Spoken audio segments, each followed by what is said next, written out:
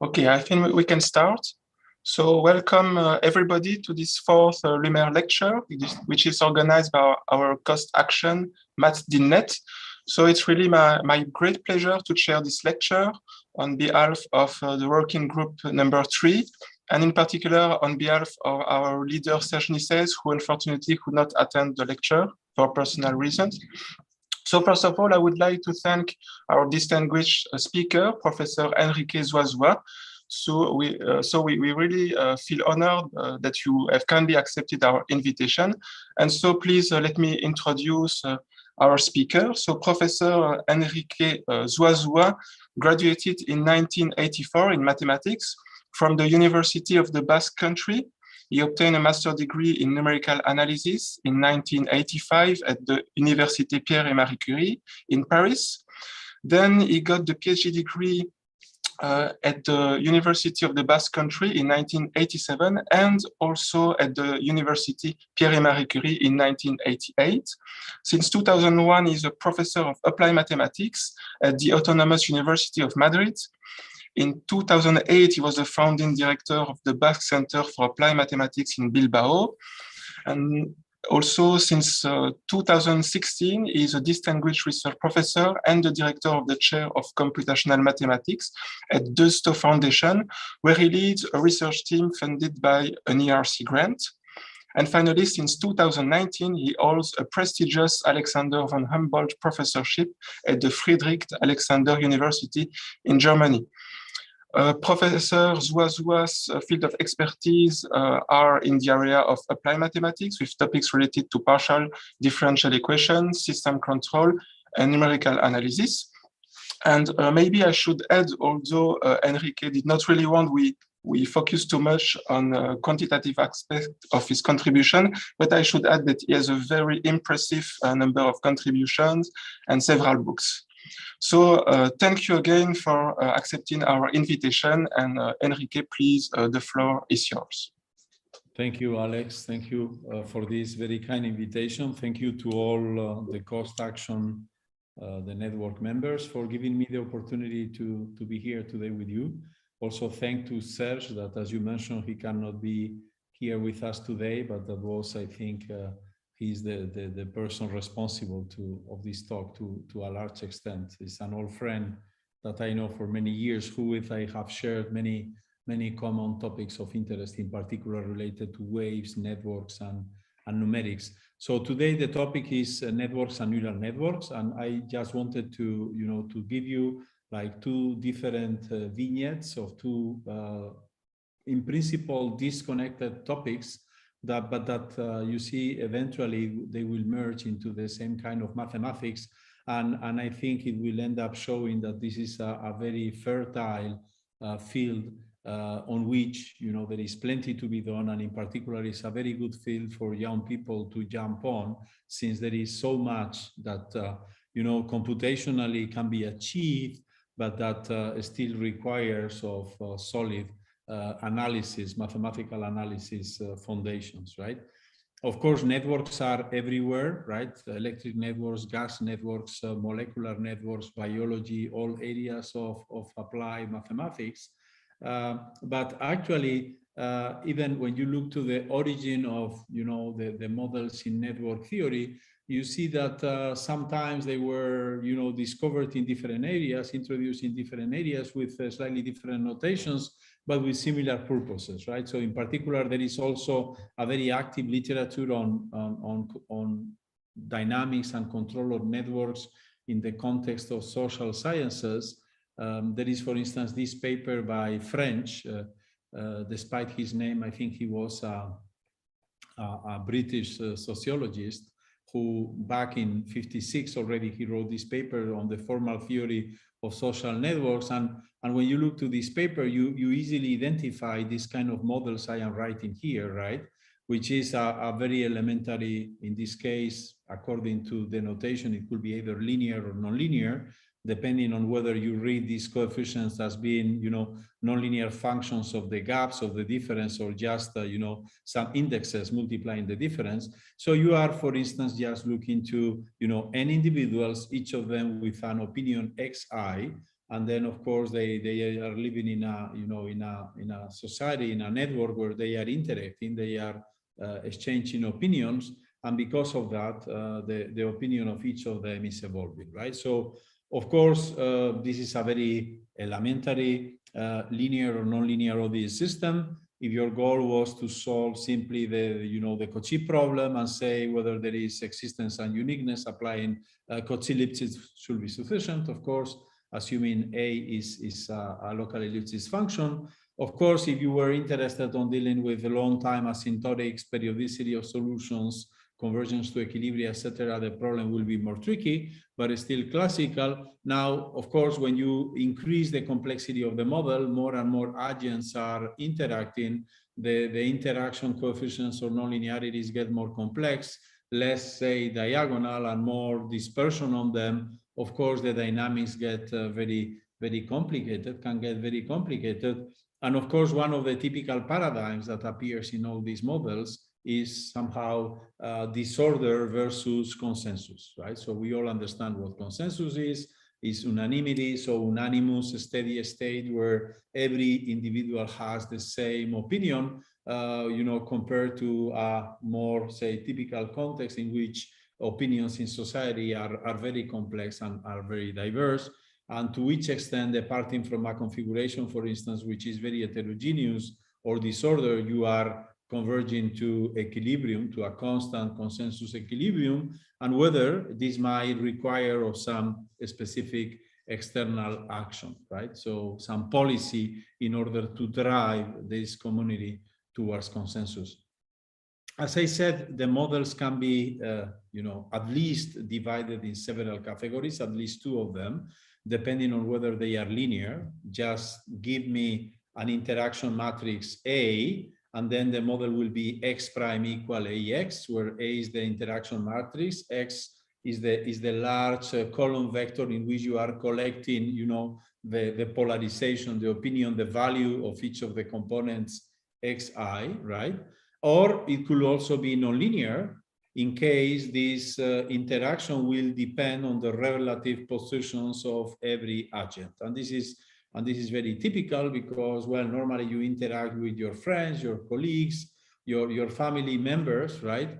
Among them, typically there will be some tendency to consensus, probably, the diversity, the variance will not be so wide, right? And therefore, you might be more sensible, right, to take into consideration the opinion of those that are close to you, and maybe you will penalize further the opinion of those that are, very opposite to you culturally, and who with probably you don't even interact, right? So you will not even see them. So it could even be that this kernel is just of compact support, so that you simply ignore the opinion of those that are very, very, very far away, right? So there are, of course, different models that lead to very different kind of dynamic behaviors, and the level of complexity mathematically is also very diverse. Of course, from a mathematical perspective, we know that, well, n being given, n is finite, we are working in an Euclidean space, so in principle, everything looks nice because, bounded and closed sets are compact, bounded trajectories are relatively compact. That's true. But in practice, as you know, computationally, when you increase the dimension, you often face the challenge of the Corso dimensionality. And this is why one of the big efforts of the analysis, the PD analysis community in the last few years, has been to develop models that are the so-called mean field models, in which you say, okay, so if the number of agents is increasing so much, right? I don't know, you are trying to understand how people are moving in the, I don't know, in the Barcelona Camp Nou soccer stadium, where you have 80,000 people maybe gathering together, right? In Bilbao, in San Mamés, it will be 50,000. I mean, still 50,000 is a lot, right? N equal 50,000 is really a lot to manage individually, where every person, every item is being located. So you will rather try to simplify the analysis and the computational burden by passing to the limit as the number of agent n's goes to infinity. And typically you do that using the distribution function, in which you say, well, I will assign a Dirac delta for every item, right? And then when I do a mix of all of them, and when I do an average of all of them, I will have a density function, right? And this density function will tell me where are the higher spots of concentration of individuals, right? Of items along, you know, these collective dynamics. This measure, of course, is a, say, probability measure, norm 1 in the space of probabilities. You can pass to the limit as the number of agents goes to infinity, and then you can try to identify what the limit behavior will be. So as I said, there has been a very active literature on this topic. There is, for instance, this survey paper by Tadmore and collaborators, not that new anymore, right? 2014, many other things have been done since then. But the key feature, you see it already here. When you pass to the limit, basically you are using this classical paradigm in which ODEs can be understood as ODEs, but also as characteristic lines for the corresponding transport equation. When you use this paradigm in this context of collective dynamics, this means that the transport equation you will find for the distribution function, you see here the classical transport equation, time derivative of the distribution mu, right, equal to x derivative of the distribution mu, multiplied by some velocity field. You see that the velocity field depends on mu as well. So this is reminiscent to the classical Barger's equation, in which you simply write ut equal dx of u squared, except for the fact that this time, right, the velocity field is not evaluated point-wise on the measure, but is rather convoluted, right? Is under a convolution operation with the nonlinearity that is measuring the interaction. So in some sense, therefore, you pass to the limit and you get a transport equation, but this transport equation turns out to be non-local, right? There is a convolution term here, right, involved in the nonlinearity of the transport equation. So why this convolution? Well, the reason is that because the particles, the trajectories are interacting, they are interlaced, it is natural that when you go to the transport description, you will see this interaction also represented by this convolution term. Recall that in the classical transport equation, the classical ones in which the velocity field is defined point-wise, then every, you know, trajectory, every characteristic, every solution of the ODE is completely independent of the others. It's the fact that there is interaction between the different players that leads to this convolution structure. So pros and cons of using the mean field description. I mean, the pros is that you have a PDE now. You can apply, you know, the semigroup theory you like, and then you can derive numerical algorithms inspired on the classical theory of numerics for PDEs. Maybe drawbacks. The first one, but is intrinsic to the modeling, is that you are not tracking you know, the dynamics of every individual. But this is what happens often in, you know, in social sciences. Is like when there are elections, you see what is the overall result, the percentage of votes that every party or every candidate got, but you don't know what you know, the vote of every citizen was individually, right? So the description you get is on average somehow. It might not be sufficient if you were really interested on tracking every individual, right? I mean, if you are a teacher in a kindergarten and you are in charge of the kids in your group, you know, 15 of them, and you are going from a school to the park back and forth, you will not do a mean field approach, right? You want, you know, to really keep track of each of these 15 individuals, right? I know exactly where they are at every time moment, right, in order to avoid any unnecessary risk, right? So first drawback is that the description might not be as accurate as you need in case of specific applications.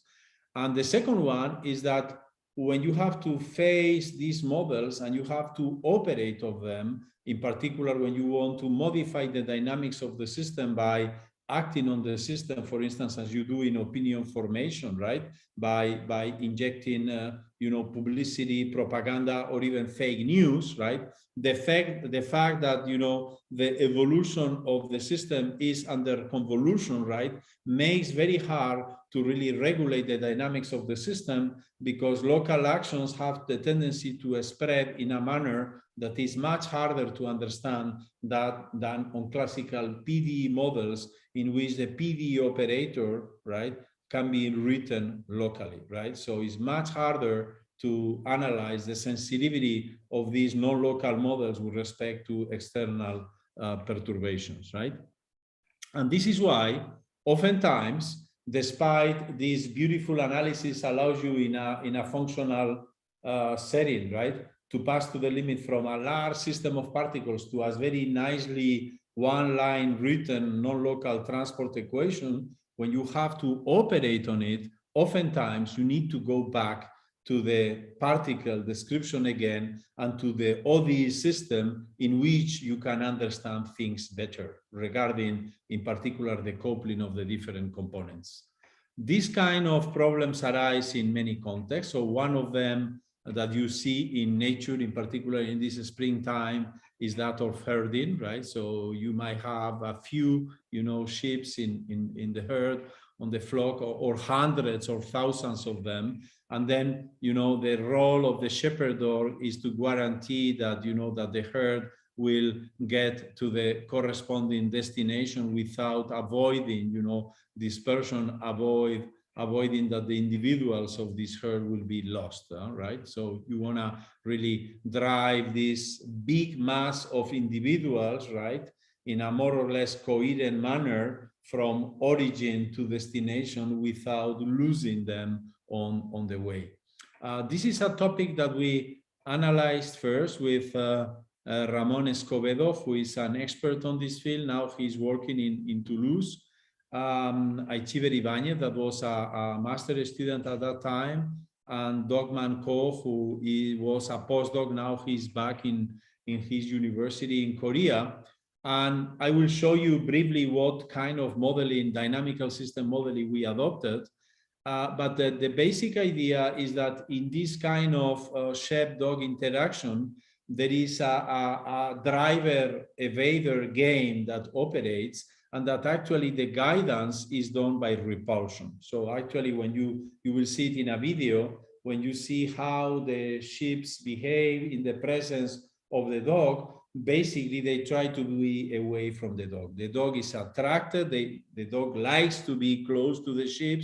The sheep, by the contrary, have the opposite behavior. They try to avoid the dog. And this game, if is well manipulated, right, by the shepherd, can allow the dog to control the dynamics of the herd. In order to understand this from an analysis perspective, there are, of course, several scales of difficulty. So the simplest model will be one dog, one cat and one dog, right, for instance.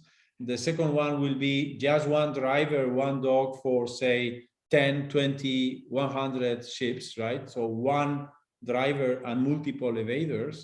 And the more complex situation will be when you have really a very large herd of sheep. One single dog will not be able to herd, right, to steer the whole herd. And then you need to, combine the strategies of different dogs that have to be coordinated in order to be able to succeed to the goal, right? I will show you now a video of a shepherd dog competition in Basque Country.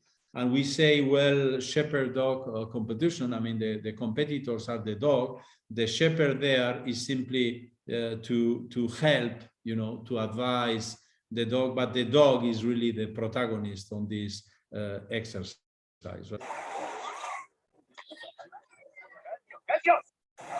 So you see the shepherd is talking to the dog. And the shepherd is mainly saying to the dog, Geldio. In Basque means stop there. Geldi, Geldi, stop, stop. So the main goal of the shepherd is to keep the dog calm. Recall that the sheep are getting away from the dog. The sheep don't know but they have to get, you know, to that gate. And somehow I don't know the rules of the competition, right? But basically the winner will be the dog that will be able to drive the sheep through the gate in minimal time. Let's put it that way, right? In a time that evolution PD people we all understand well. And then you see that basically the dog has to be quiet and then oscillates left and right. So why the dog is oscillating left and right? The dog is oscillating left and right because when the dog goes to the left, the sheep go to the right and vice versa. Right? Okay, so you see sometimes the dog is very far, not too close, but sometimes it has to run, it has to approach rapidly, you know, the flock to avoid that they will escape, for instance, to the left. Okay, now almost is fine, it's almost fine. The dog is stopped because now the job is over, right? And precisely the shepherd has to guarantee that while, you know, in the last phase, the sheep are going through, the dog is not approaching, right? Because it can destroy the job that was so hard to achieve, right? So this is a collective dynamics control system in which the guidance is realized by repulsion. And the dog, the shepherd dog and the shepherd have to be able to play smart and use this repulsive effect to repel the sheep, make sure they go in the right direction, but not to be, you know, too aggressive, because otherwise they will simply escape, disperse, and then it will be very hard for the dog to collect them again and win the competition in a minimal time, right? So now let me show you the second video. The second video is like a mathematical shepherd dog. So you see the shepherd dog in red. You see the sheep, like 20 of them in yellow. And you see to the left also the gate to which they have to be driven. And in this case, this is a problem in which there is just one dog. There are like 20 evaders, the sheep. The gate is very clear. And if you see what the video is doing, basically what we are doing is we are setting up a feedback control law on the dog. And the dog, the only thing the dog has to do continuously is to be aligned, right? So there is, you will see that now that you see the video for the third time, you will realize that the dog is, by a feedback law, always placed behind the flock of sheep and aligning, you know, the center of gravity of the sheep together with the gate, the entrance to the gate, and the position of the dog. Because it's this feedback law which precisely guarantees that whenever the sheep have the tendency to go to the right, the dog will push to the left and vice versa, right? This alignment is the one that guarantees that you can achieve the control goal successfully. Now, what can you do from an analysis perspective? Well, from an analysis perspective, what you can do is say, well, I have n sheep. Each of them has a center of gravity on the plane, assuming that they are moving on flat land, right? So they are sitting on the plane on a point xi with components s1 and x2, given velocity. So there is an acceleration. And then the acceleration of the ships is determined by the interaction of the ships with the other ships. Ships like to be together, so the different ships are interacting each other, so that there is some tendency to concentration, to gathering, right? To be close each other. By the contrary, the dogs, which are fewer in number, typically there will be many ships, so n is large, but n, the number of dogs, is very small. The position of the dogs will be determined by y, right? And then the interaction of the sheep with the dog is totally the opposite. In this case, the proximity of the dogs to the sheep, it produces a repulsion force. And this is why there is an opposite sign here to indicate this fact, right? So for a long time, this is what we did more recently with Dom and Co. For a long time, we were struggling how to model the interaction of the different dogs with the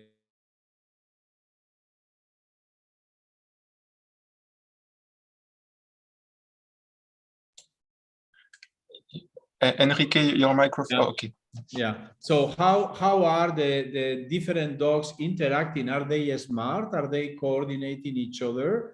And how they positioning, relative positioning with respect to the flock of sheep will modify their dynamics. So eventually we realize that probably a natural way, a first manner of tackling this problem will be to say, listen, we don't really need to write down here a very complicated dynamics for the dogs. What we say simply is how, every sheep is reacting in presence of the dog by this repulsion force. Of course, the different effects, repulsive effects of the different dogs on each sheep will, provide in average a direction of escape for the sheep. That's natural.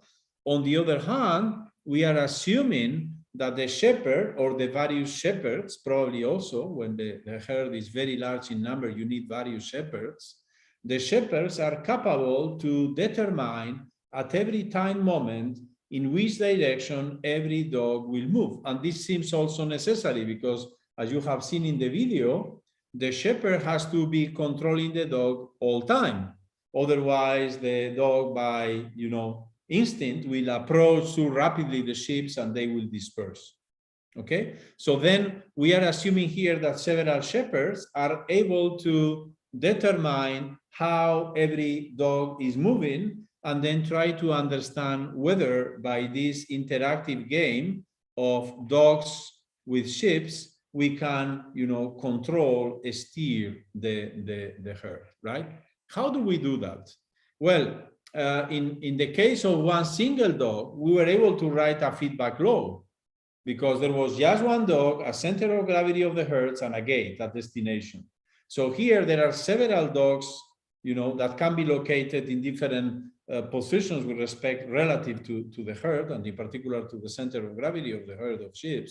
So we didn't know how to do that. So we said, let's try to do it open loop. So what does it mean, open loop? Let's try to find the optimal control strategy. So assuming that the shepherds are able to, really regulate the motion of the dogs, what will be the most intelligent, say, motion for each of the M dogs so that we achieve, the goal as in this, say, shepherd dog competition in Basque Country optimally. So how do we define this problem? In this case, rather than, minimizing time, we could also do it in a minimal time control problem. It will be a bit more complicated to explain, but basically the same math, right? So we fix the time horizon and we simply try to understand what is the optimal herding strategy. How do we do that? We say, well, the only thing I have to say is how do I choose my controls? And in order to do that, I minimize a cost functional, so I penalize the integral from 0 to t, because of course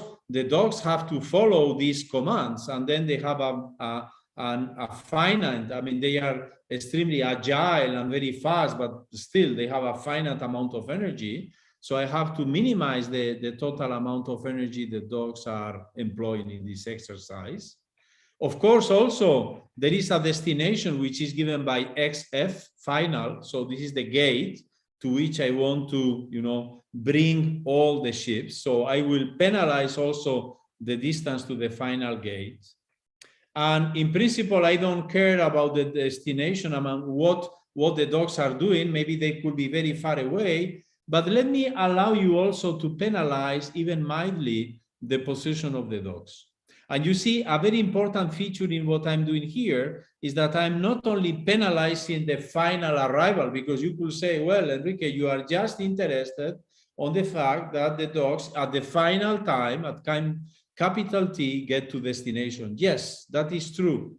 But we know, this is previous works of our team, in particular in collaboration with Alessio Porretta, on the Tarpike principle, right? The Tarpike principle, it was coined by von Neumann and Paul Samuelson in the context of the theory of economics.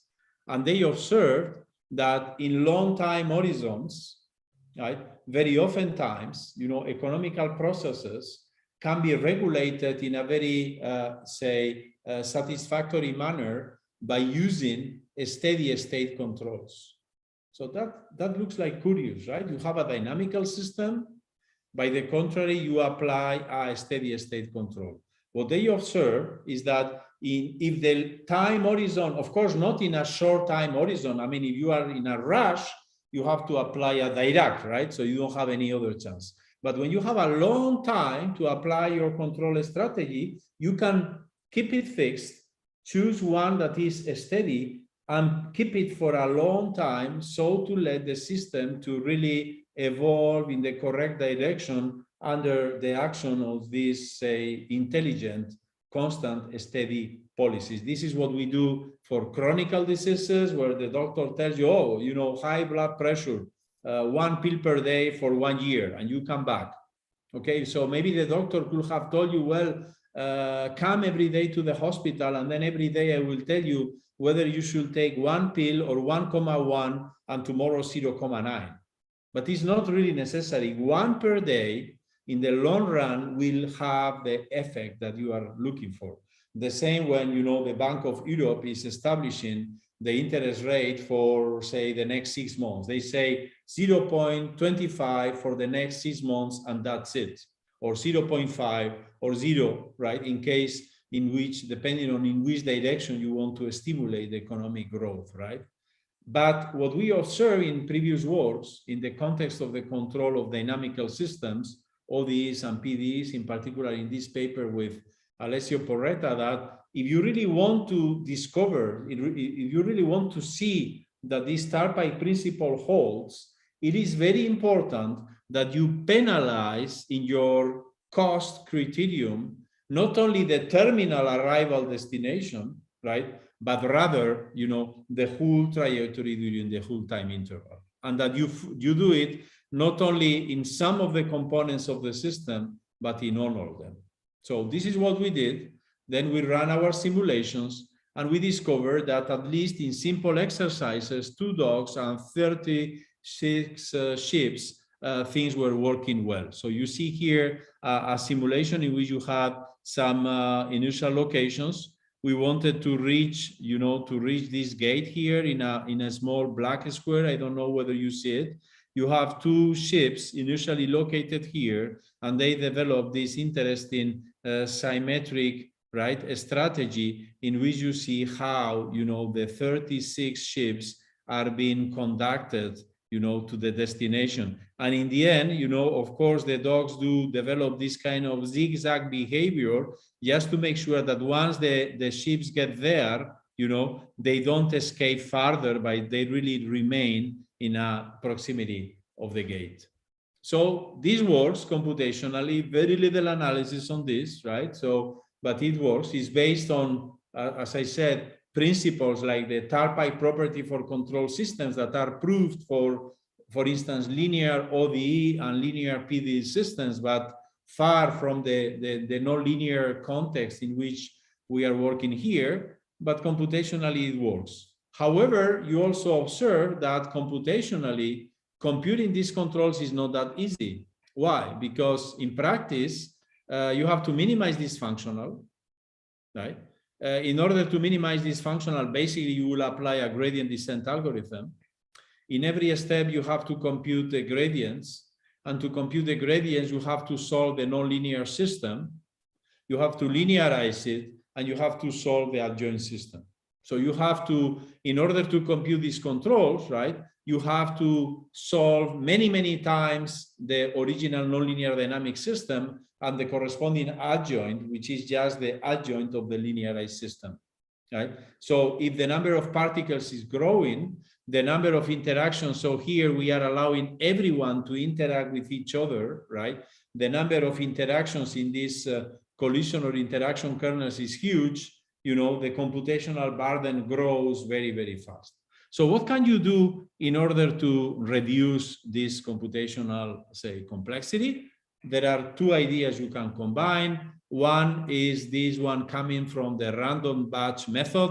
This is something I learned from Xijin and collaborators in Shanghai, where they say, well, if you have a large system of interacting particles, right, and you have to solve an ODE that is being driven by the output of this interaction, right, you can diminish the computational cost essentially by doing a random batch strategy. Random batch means that rather than, computing all the interactions in one shot, you decompose it into small packets or batches, right? And then in every time step in your, say, forward ODE resolution that eventually you will develop using maybe an Euler marching method, right? You will at random choose only one of the batches. So it's a mix of, say, a splitting or domain decomposition together with Monte Carlo, right? This, of course, diminishes the computational cost, yet, as analyzed in this recent paper with our postdoc Daniel Bellman, for a simple system, it works, and it allows actually to even prove the gamma convergence, the convergence of the minimizers of the solutions of the optimal control problems in expectation. Expectation because there is randomization in this splitting strategy. And the second method that is worth to be combined with this random batch is model predictive control. So model predictive control, this is the very brief presentation of the random batch method. There are, it's easier to understand than to explain. You have to actually, you can implement it in your own way in different manners, but basically you will divide the time interval into sub-intervals, and then in every sub-interval, you will not consider the interaction of every agent with all others, but just on a batch. And then in the next time interval, you will jump into another batch, etc. But because the batches are of higher, are of lower dimension than the whole collective dynamics, then the computational burden decreases. And the model predictive control was designed in order to deal with possible inaccuracies on the model, possible noise, right? So what does model predictive control do? It's a quasi-feedback strategy, right? This is basically what we do when you plan a trip. You are biking and you say, okay, today I want to go from this point to that one. So before I start my ride, I look in internet what is the optimal path.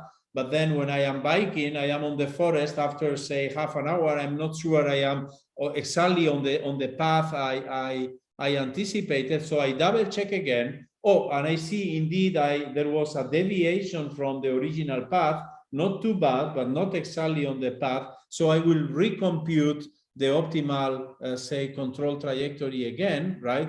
Precisely in order to cope with these uncertainties or those deviations that can occur along the dynamics of the system. So this can happen, for instance, when you are herding the sheep.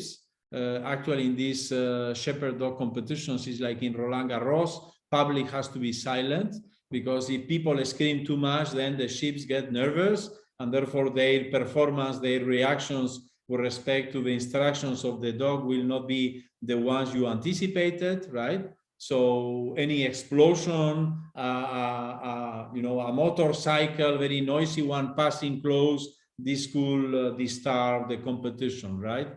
So these are precisely the kind of noisy, unexpected perturbations to deal with that the model predictive control was designed in order to deal with those unexpected perturbations. So here we use it for a different reason. The reason being that it's us that, because of our willingness to reduce the computational complexity, we are replacing the complete model that in principle is more accurate by a random batch reduced model in which we are introducing some zigzag, right, random perturbations of the original trajectories. So you use with one hand random batch to reduce the computational cost. With the other, you use model predictive control in order to moderate, to damp the possible error you have introduced when doing this.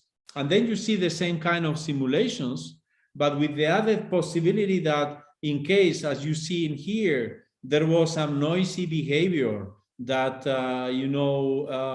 disturbed the harmonious dynamics of the ships that had the tendency to escape the herd, right? The dynamics of the dogs is able to self-correct introduce these extra oscillations right here and there that were not originally planned, but that have as, you know, intention, goal to avoid the escaping of these ships, something that we have already observed also in the video I have shown you now.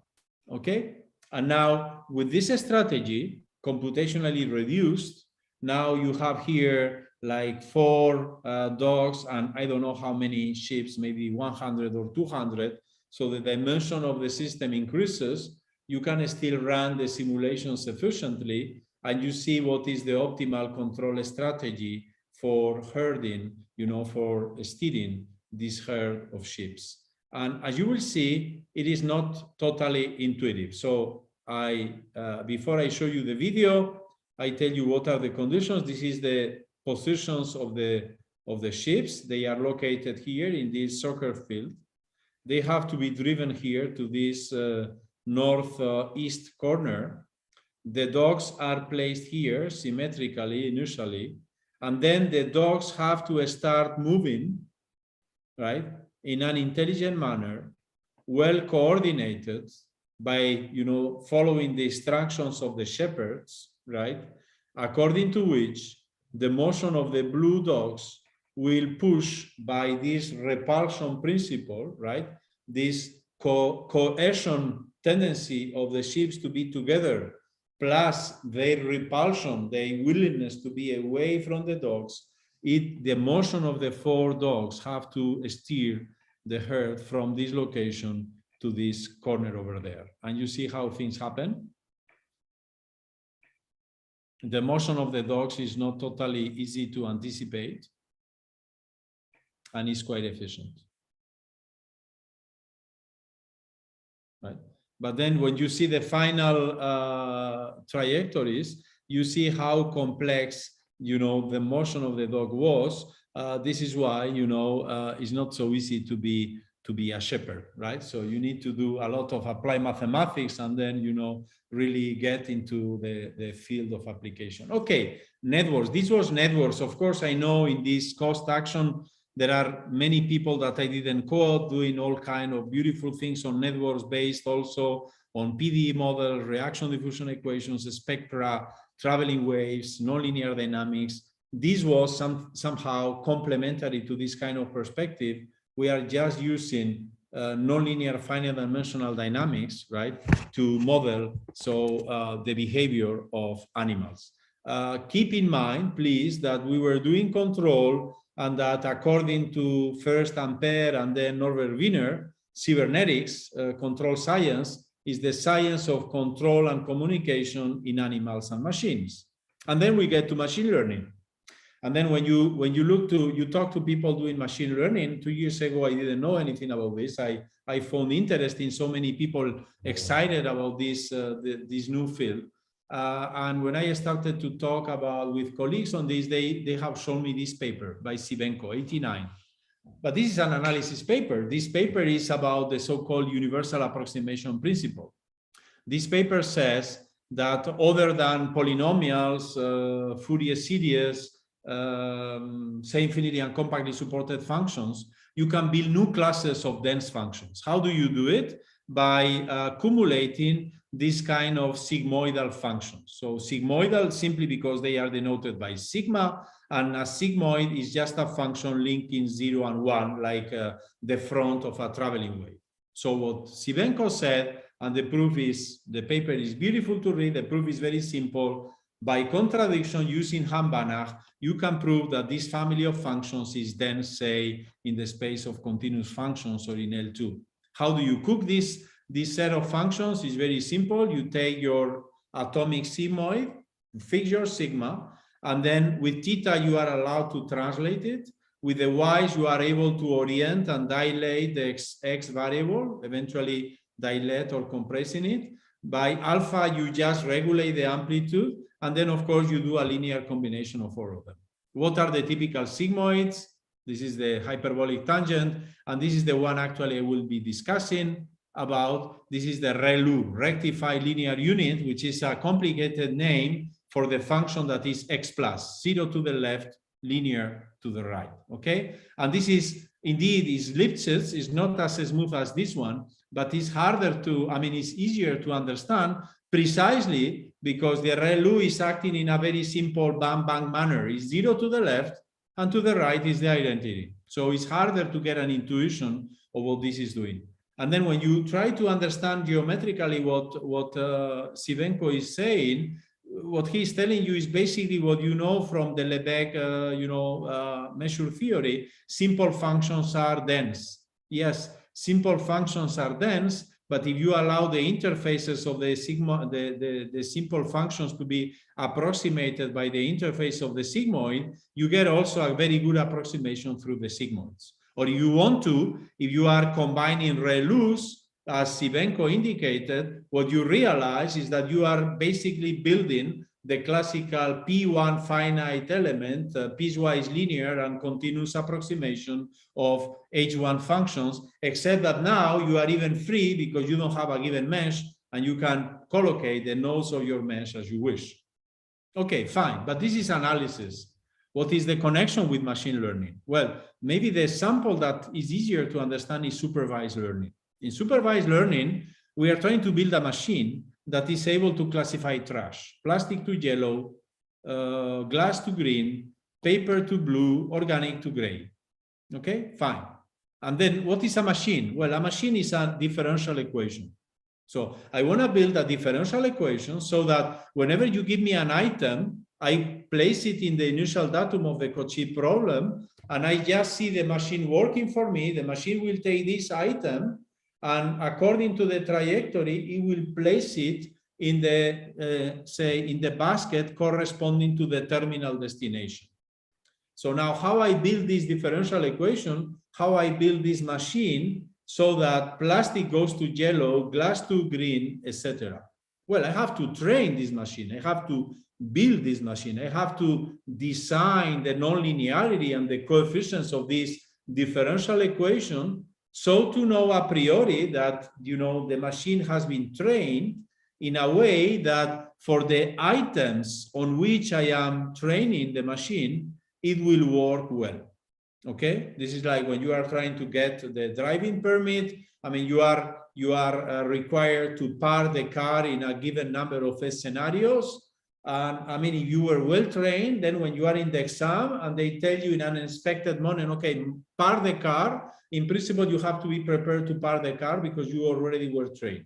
Okay, so here is the same. So now the question is, build a dynamical system so that you give me a collection of points xi that are the initial points, and each of them goes to the corresponding destination, the label, which is given by y. Okay. So this perspective, dynamical perspective, emerged in the last 4 or 5 years or so. There were seminal papers just after Sivenko by Sontag and Sussman. Actually, the paper by Sivenko was published in a journal, Math Control and Systems, that was created by Sontag, and Sivenko was, I think, in the first volume, the first year of the, you know, the existence of that journal back in '89. So Sontag and Sussman looked to differential equations involving these sigmoid and nonlinearities, but they didn't really get into the application into machine learning or supervised learning. So what is the link of Sivenko with ODEs? Well, this is the ODE I'm going to play with. And the reason for getting that ODE is that you say, well, let me see. Sivenko is combining, like in a column, many sigmoids, you know, with different coefficients. So rather than putting all of them in a column, let me just do a deep neural network in which in every step in a time discrete setting, like in here, I am applying a sigmoid with correct coefficients. If I do that in an incremental manner, in a residual manner, this is why they are called residual neural networks, ResNets. If I do it in a residual manner, I will place here a small parameter h so that the identity, the initial position of every point will be just corrected by this small kick, you know, this subtle kick that the neural network is introducing, that the sigmoid with well-chosen parameters is introducing.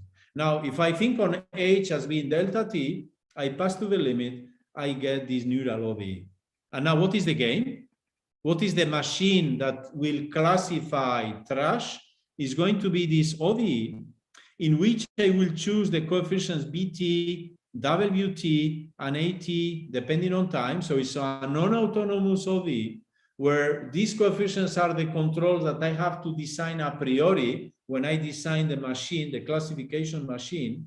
But I have to do it in a way which is not really the typical one in control theory, but rather in a way that all items are classified, are controlled simultaneously.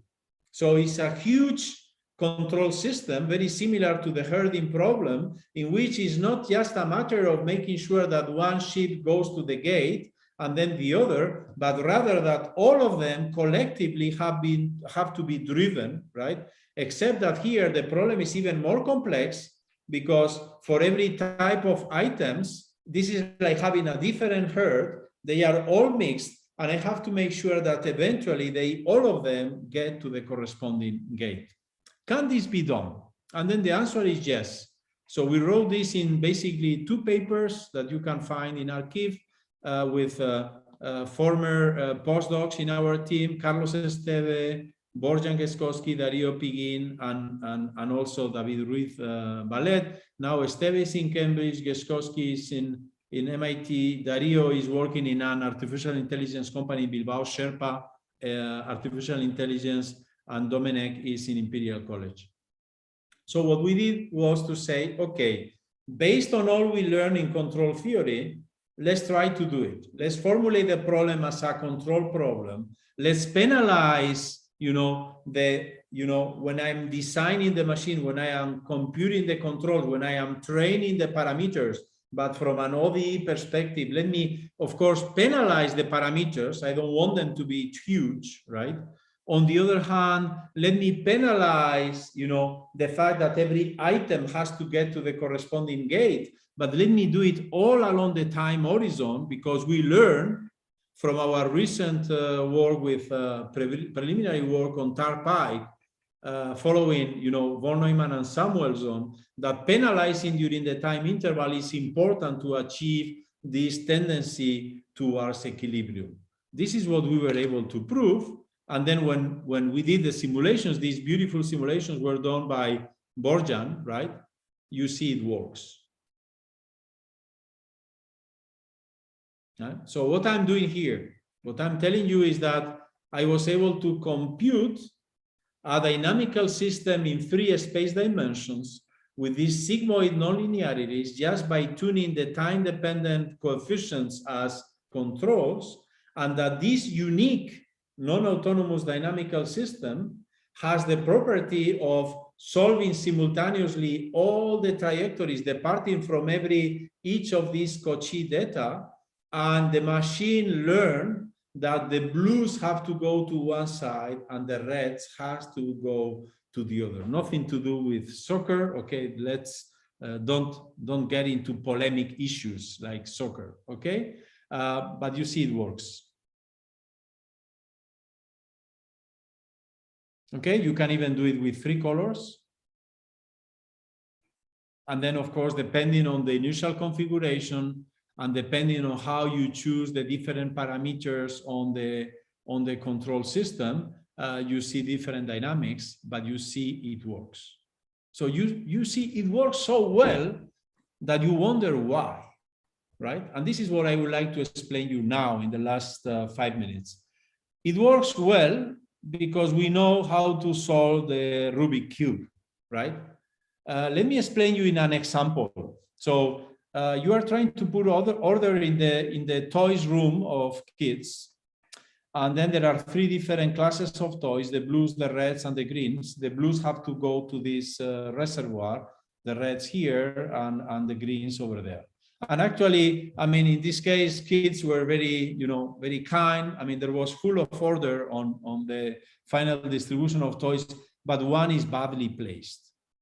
So your goal as an adult is to say, okay, the blue has to go with the blues. So I have to extract this blue that is surrounded by reds. I have to rescue this blue because this has to go rather with the other group of blues. How do we do that? Let me explain you what we are doing. So let's think now on a dynamical system perspective. And you understand why the ReLU, this X plus, this kind of guillotine non-linearity, 0 to the left and then linear to the right, is fantastic to do this. And that why this property of simultaneous or ensemble control that I am exhibiting in these videos doesn't typically occur in the systems in mechanics. In mechanics, you get non-linearities that are quadratic or sinusoidal. So here, the non-linearity, although it looks so strange, ReLU, it has precisely the structure that allows you to do this. So what are the options you have?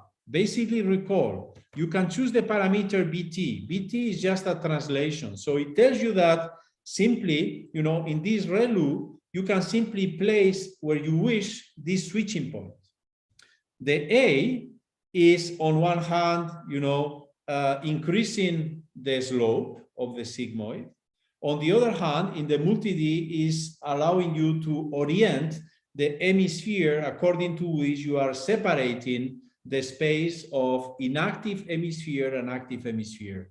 And the W is finally the control that tells you, once you know in which hemisphere you are active, in which direction you are pushing. So this is the typical configurations you can achieve.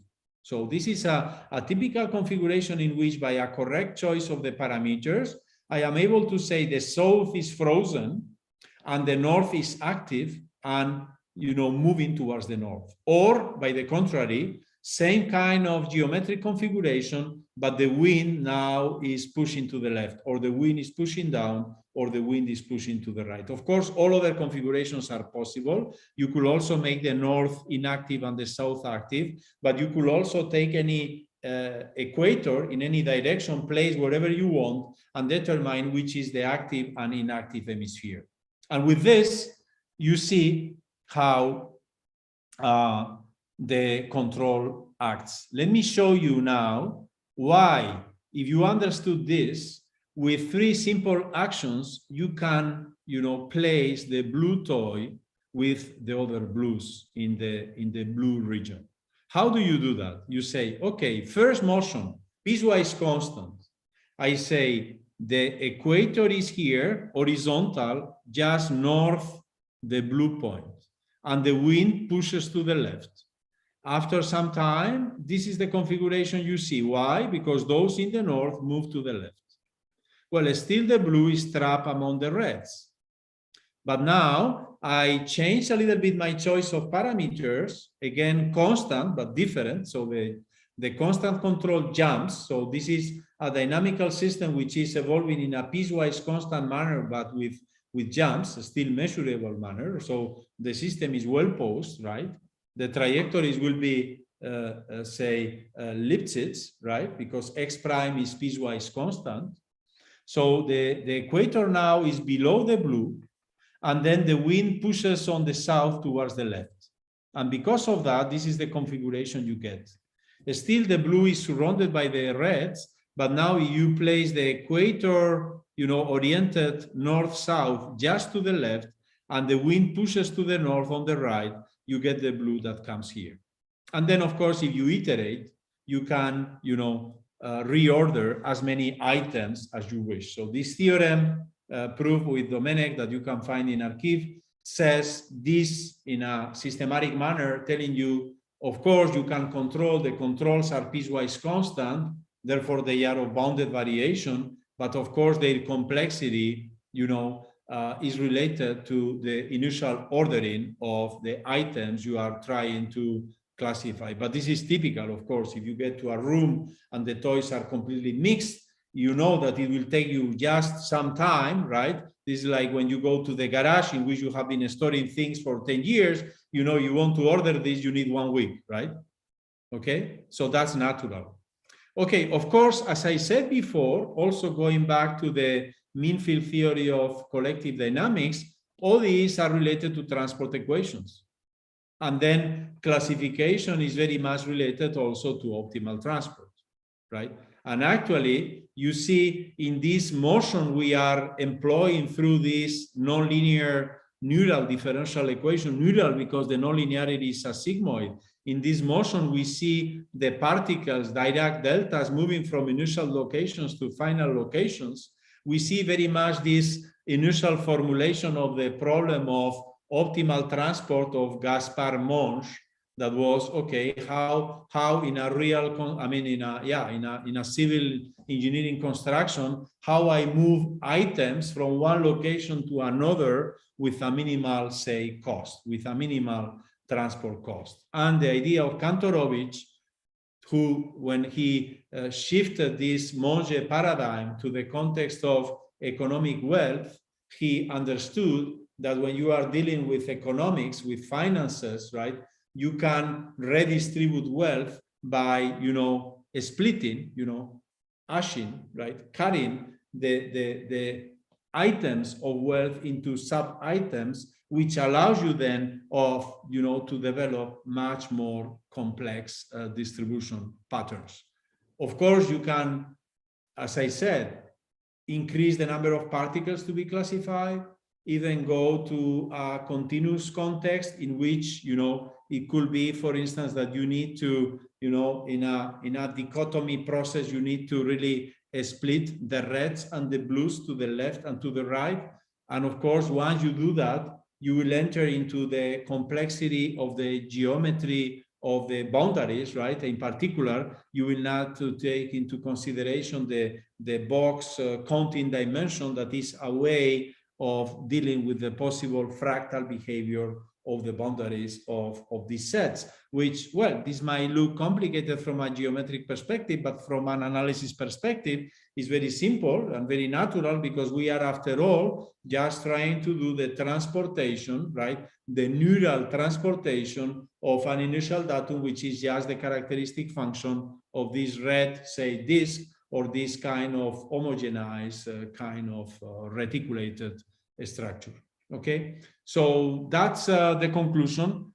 As you have seen, in principle, these two topics were totally independent, but it's precisely when you see these last drawings where you realize that actually what we are doing through neural ODEs is very similar to what we were doing in the context of collective dynamics, with the difference that now, in the context of neural ODEs, we don't have a mechanical model imposed originally by, for instance, the physics of the interactions of the different particles, right? But rather here, we are totally free to tune the nonlinearity so to get our goals in a, say, minimal complexity fashion. So there is a beautiful topic, still many analytical and computational issues to be understood, many of them related to probabilities and complex, geometric constructions, right? This is a very good field for young people in between, say, analysis, dynamical system, networks, control, and certainly machine learning and optimal transport. So here I just to evoke two possible open problems.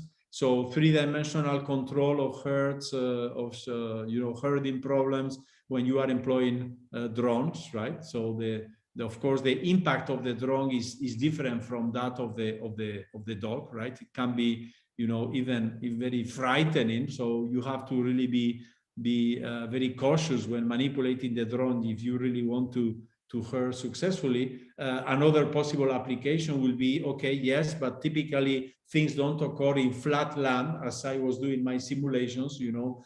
This herding has to be developed in a complex, say, in a complex geometry, right? Topography, and again, you need plenty of novel ingredients to be able to cope with this. Thank you. Thank you very much, Enrique, for this really great talk. So I think we can congratulate you. And so now it's time for questions. I don't know if there are questions from the audience.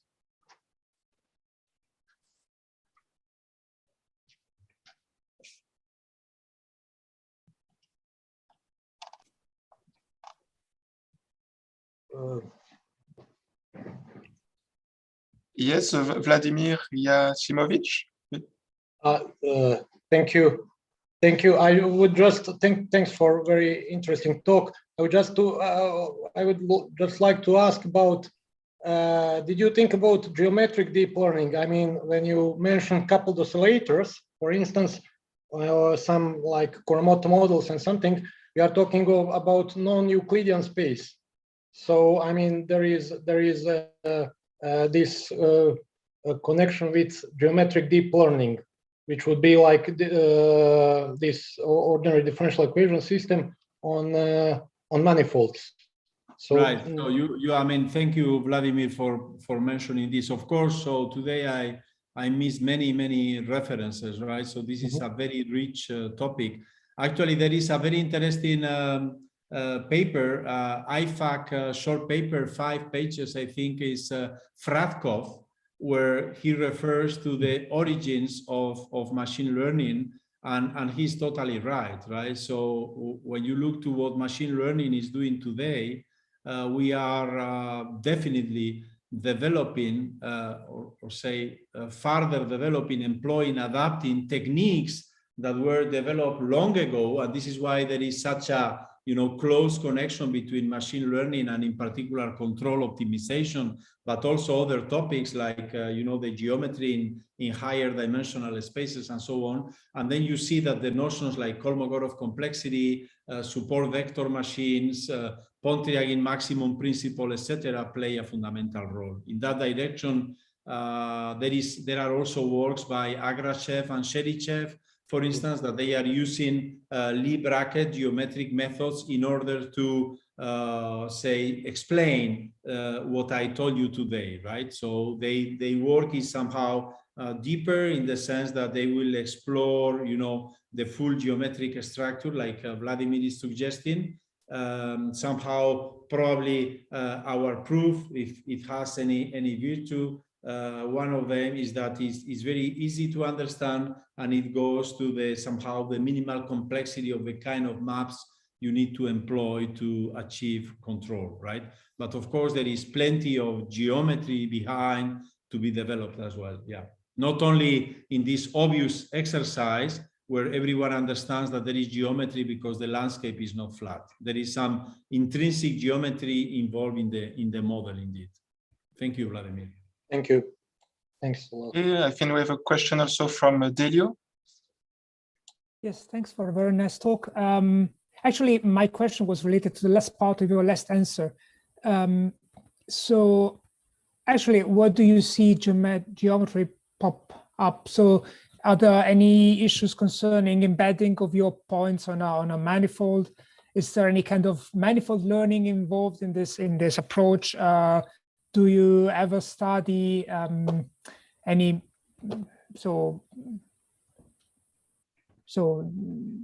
mean field approximation of your point ODE or dynamical system, and maybe study this by other methods? Yeah, so that's thank you, Delio. That's a very interesting point. So I mean, you can, for instance, in the second part where you are doing supervised learning and classification, right? You can do this connection. Our experience is, however, that this is like when you are doing collective dynamics. You pass to the transport equation, but then when you have to deal with the transport equation, it's very hard to understand. Actually, you understand the transport equation because you understand the ODE, right?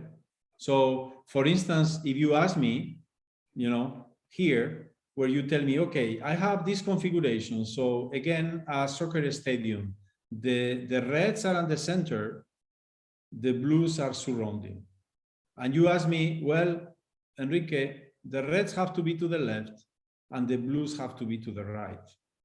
So the only way in which I can do that, as explained here, right, is by putting a grid, discretizing the problem, right, and then understanding how can I make it to separate the blue to the left and the reds to the right.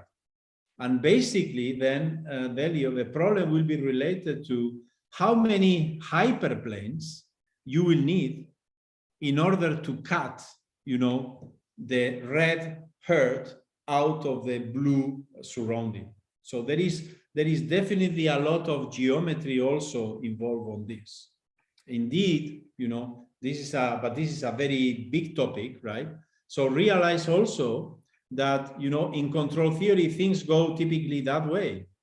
We did a great effort, and we did a great effort just to show that there is a way of controlling the system. But once you know that there is a way of controlling the system, there are infinitely ways of doing it. This is like the Rubik cube, right? People can solve the Rubik cube. I think that world champions, they do it in 10 seconds. I mean, if you do it in 1 minute, I mean, that's fine. This is like the marathon, right? Yeah, the champion does it in 2 hours, but if you finish, that's great already. And if you do it in 4 hours, that's fantastic. The same here. There are many ways of controlling. There are many ways of computing controls depending on how you tune this functional over here, right? Depending on how you tune this functional, you are minimizing over here. Understanding what is the optimal tuning of these functionals, the optimal control strategies, and how this is related to the geometry of the data set, this is a fantastic problem. And indeed, it could be related to Vabnik complexity, well, as I said, cutting geometries through hyperplanes like support vector machines and deep notions like this. But this is still just an open field, I would say, right? I could give a list of open problems and some hints, but not definitely any deeper insight. But that's a very promising field indeed, Delio. Thank you. Are there other questions? No. Maybe in the meantime, I might have actually several questions, but I will just pick one. So I really loved the second part. I thought it was really a really nice and great contribution, but still I will ask a question on the first part.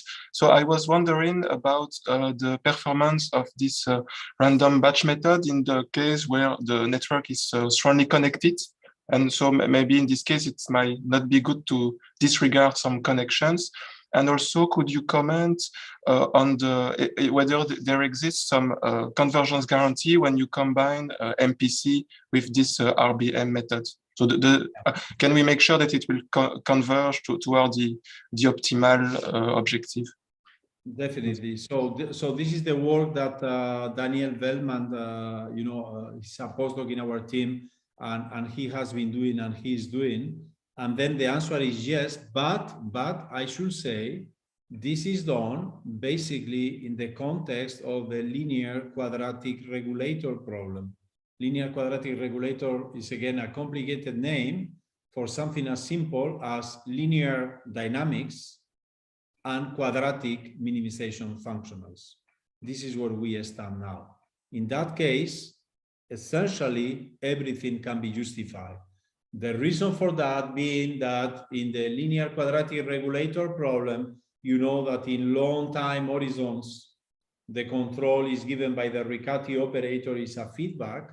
This allows you to clearly understand what are the 2 time steps that are involved in the model predictive control, because as I said, in model predictive control, you compute controls in long time horizon, but you apply them in short arcs and then you repeat again. So there are like 2 times, the capital T long horizon and the small tau time horizon in which you apply. So then this analysis can be done. And once this analysis can be done, you can indeed apply the convergence of the random batch method. But for instance, the convergence of the random batch method has been done in our paper in the case of bounded operators. So it will work in finite space dimension. I mean, you can say it works also in infinite dimensions, but provided the operators are bounded. So this is not yet fully understood in the PD setting. Precisely because in our proof, I mean, this is related to your question of your interactions and so on. We are really using matrix like the compositions, and we really employ, you know, the norms of the different sub-matrices that are adding, you know, the full matrix. So there is indeed plenty to be done for PDEs and also for non-local models, right? So probably even more complicated if you were considering kind of a diffusion or wave-like model on a network, but still the operator was non-local, right? Yeah. So Okay, that's a very good direction of work. Plenty to be done. Yeah. Oh yeah, sure. Okay, thank you. But this is also, you see, the same kind of, you know, even proving the classical splitting convergence, right? The Lee theorem, right? So as you know, Lee said what? Lee said that the exponential of a plus b is the limit of, as n goes to infinity, of exponential a over n, exponential b over n, exponential a over n, exponential, you know, b over n times, right? Okay. And I think in the semi-group theory, sometimes we call that the Trotter formula, I think, right? I mean, when you want to go into nonlinear dynamical systems like nonlinear Schrodinger, there are works by Liviu Ignat that wrote a PhD with us like 15 years back or so.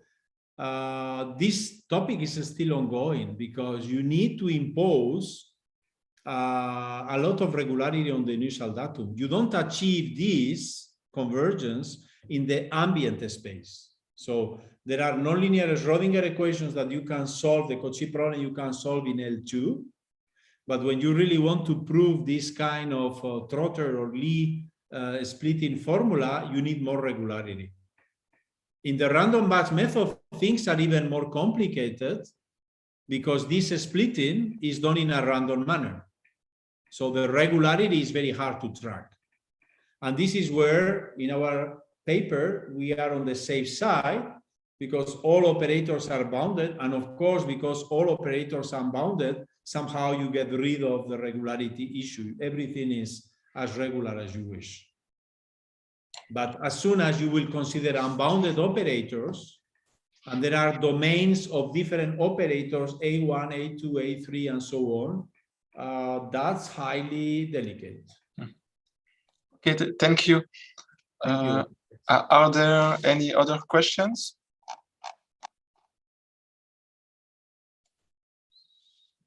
So if not, I think we can thank Enrique once again. So thank you very much, Enrique, for accepting this invitation. It was really a great talk. Thank you. Merci. Merci à tous. And so I think we can close this fourth Lumer lecture. So thank you, everybody.